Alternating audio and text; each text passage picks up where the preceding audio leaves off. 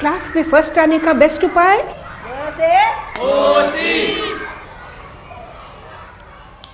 ध्वनि। ध्वनि, यही है हमारा चैप्टर आज का, ध्वनि। और अब तो 1 मिनट में आप समझ ही गए होंगे कि ध्वनि दोआब से उत्पन्न होने वाला एक तरंग है। दोआब ध्वनि, दबाव ध्वनि, दबाव ध्वनि। मैं आपसे बात कर रही हूँ, मेरे गले में दबाव आ रही है, इससे ध्वनि निकल रही है जो आप सुन रहे हो।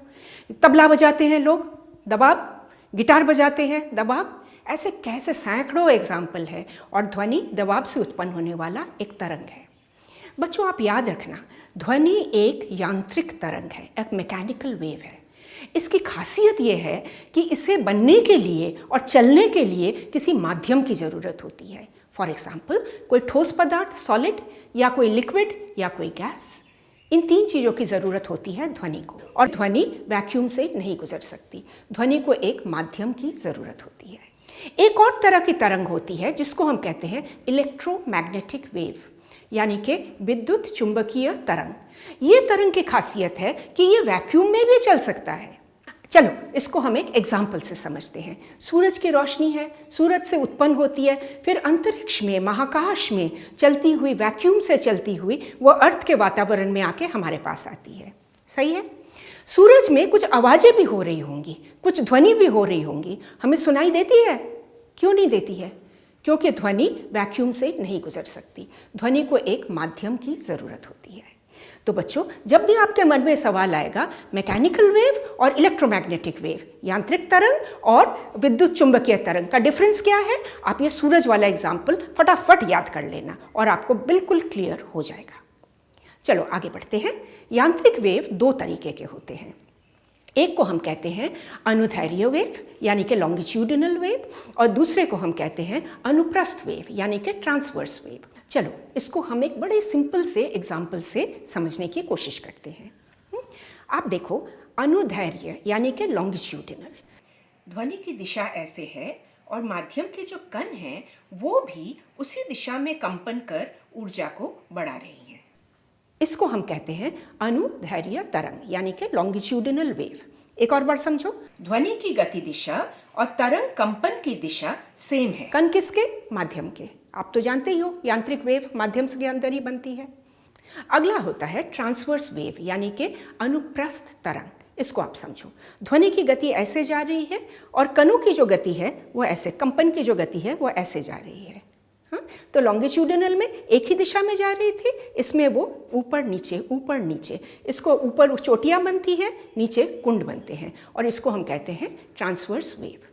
तो दोनों आपको समझ आ गई। अब आप इसको देखो, मैं आपको एक पिक्चर दिखाती हूँ, आप मुझे बताओ कौन सा लॉन्गिट्यूडिनल वेव है और कौन सा ट्रांसवर्स वेव है। बिल्कुल सही, ऊपर वाला है ध्वनि की गति दिशा ऐसी है तो तरंग कंपन की दिशा ऐसी है, तो ये है अनुदैर्घ्य तरंग। और नीचे वाला ध्वनि की दिशा ऐसे है तो तरंग कंपन इस ऐसे चल रही है, को हम कहेंगे ट्रांसवर्स वेव। तो बच्चों, अब तक हमने क्या देखा? साउंड एक यांत्रिक तरंग है, इट्स अ मैकेनिकल वेव, और ये तरंग बनने के लिए इसको एक माध्यम की ज़रूरत है। ये एक प्रेशर वेव है, जब दबाव से उत्पन्न होता है। जब आप दबाव करते हैं तब वो माध्यम के कण में कंपन शुरू हो जाता है और इस कंपन से ध्वनि का उत्पन्न होता है, और यही माध्यम के कण कंपन करते हुए ध्वनि को एक जगह से दूसरी जगह तक ले जाते हैं। बच्चों, एक चीज़ आप ज़रूर याद रखना, ये जो अनुदैर्घ्य तरंग है ना, ये सॉलिड, लिक्विड, गैस तीनों में बन सकती हैं, पर ये जो अनुप्रस्थ तरंग है ये केवल ठोस पदार्थ में बनती है, सॉलिड्स में, क्योंकि इसके बनने के लिए इसके माध्यम में थोड़ी रिजिडिटी का होना ज़रूरी है। तो क्लियर हो गया आपको अनुदैर्घ्य और अनुप्रस्थ वेव। चलो अब और आगे बढ़ते हैं। इन तरंगों की कुछ क्वालिटीज़ भी होंगी, चलो एक एक करके इसको हम समझेंगे। पहली क्वालिटी जो है इसको हम कहते हैं आवृत्ति, यानी कि फ्रीक्वेंसी। वेरी सिंपल, प्रति सेकंड कितने बार कंपन होती है, दैट्स ऑल। इस तस्वीर को देखो, आप खुद ही बताओ किसमें ज़्यादा कंपन हो रही है, उसकी आवृत्ति ज़्यादा है, जिसमें कम कंपन है उसकी आवृत्ति कम है। आवृत्ति का यूनिट है हर्ट्स। हमारी जो श्रवण सीमा, मनुष्य की जो श्रवण सीमा है, ये है 20 हर्ट्ज से लेकर 20,000 हर्ट्ज तक। और सबसे बढ़िया हम सुनते हैं जब वो ध्वनि 5,000 से 7,000 हर्ट्ज की फ्रीक्वेंसी में आती है। पर जीव जंतुओं की श्रवण सीमा अलग होती है। जैसे कुत्ते की श्रवण सीमा, उसकी ऊपरी सीमा 45,000 हर्ट्ज है। आपने कभी डॉग विसल देखा है? ये जो विसल है इसकी फ्रीक्वेंसी बहुत हाई होती है। आप एक भरे कमरे में बैठकर उस विसल को आप बजा दो, आपके अगल बगल किसी को कुछ सुनाई नहीं देगा, पर आपका डॉगी दूर से सुनकर भागता हुआ आ जाएगा, क्योंकि इसकी फ्रीक्वेंसी इतनी हाई है, हमारे कान पकड़ नहीं सके, डॉगी के कान ने पकड़ लिया। तो ये रही हमारी आवृत्ति। अगले पॉइंट पे आते हैं, ये है आयाम यानी कि एम्पलीट्यूड। अगर प्लेन इधर है और आप देख रहे हो कि तरंग ऊपर जा रही है, नीचे जा रही है, तो प्लेन से कितना ऊपर जाती है, कितना नीचे जाती है, इसको कहते हैं आयाम यानी कि एम्पलीट्यूड। अगर ये एम्पलीट्यूड ज़्यादा है तो वो आवाज़ बहुत तेज होती है। जब आप चीख के बात करते हो, चिल्ला के बात करते हो, तो उसकी एम्पलीट्यूड यानी कि आयाम बहुत ऊंची होती है। और जब आप फुस करके बात करते हो तो उसकी एम्पलीट्यूड बहुत कम होती है। तो ये भी समझ आ गई आपको। आवृत्ति पहली थी फ्रीक्वेंसी और आयाम, दैट वाज एम्पलीट्यूड। तीसरे पॉइंट पे हम आते हैं जो है स्पीड यानी कि गति। इसकी परिभाषा है कि प्रति इकाई समय, दैट इज पर सेकंड, किसी भी लोचदार माध्यम में ध्वनि कितना डिस्टेंस ट्रैवल करती है, यही है स्पीड, डिस्टेंस बाय टाइम।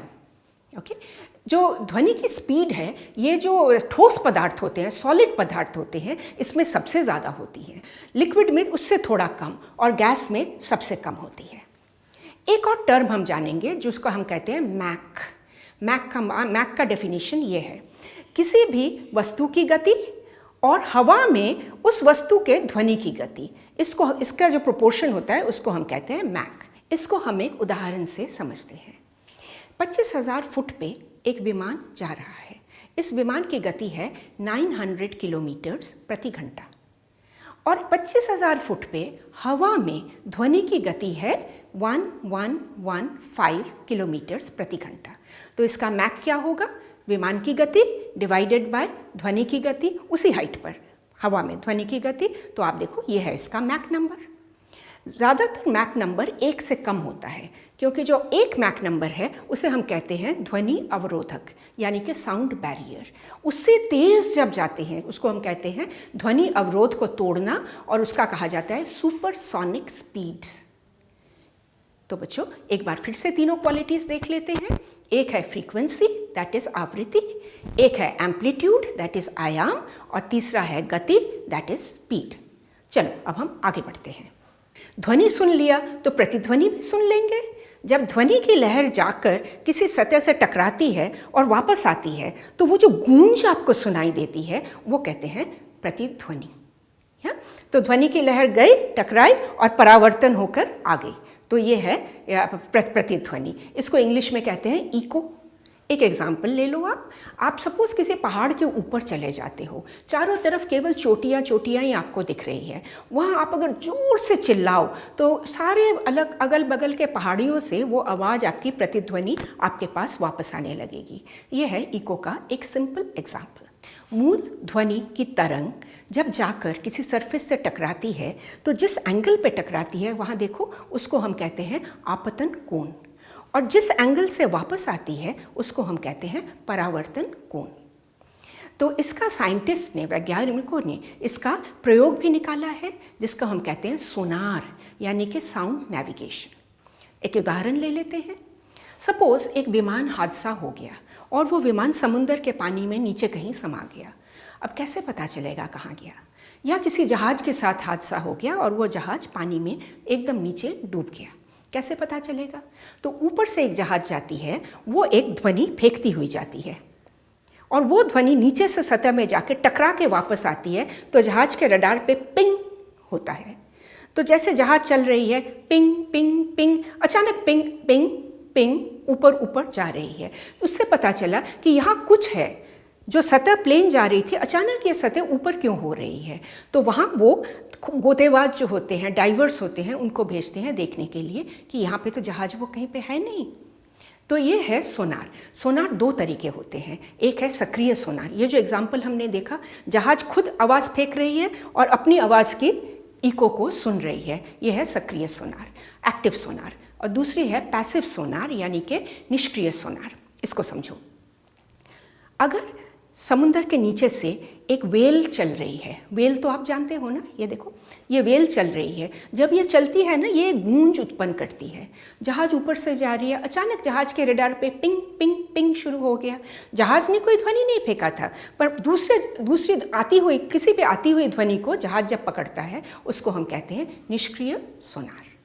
तो सोनार दो तरीके हैं, सक्रिय और निष्क्रिय।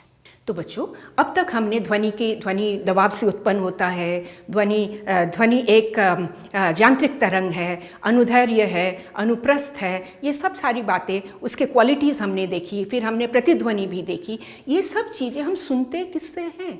अपने कानों से ना। तो हम अपने कान की, ह्यूमन कान के बारे में भी थोड़ा सा जान लेते हैं।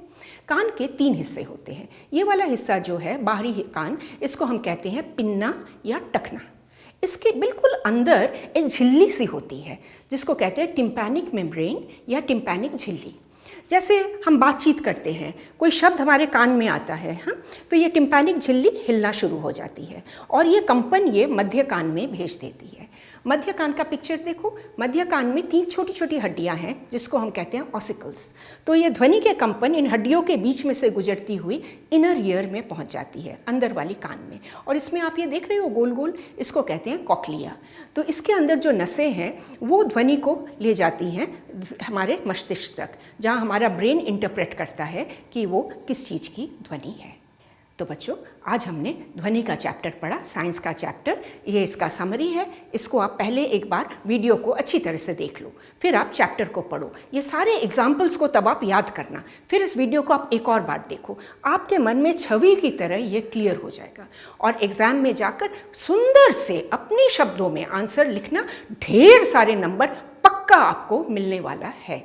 और आप सब्सक्राइबर बन तो गए होंगे, अगर नहीं हो तो ये बटन और ये घंटी, ये दोनों को दबा देना। हम जो हर हफ्ते आपके लिए नए नए वीडियो ला रहे हैं, वो ऑटोमेटिकली आपके फ़ोन पे पहुंच जाएगा। देखते रहना। क से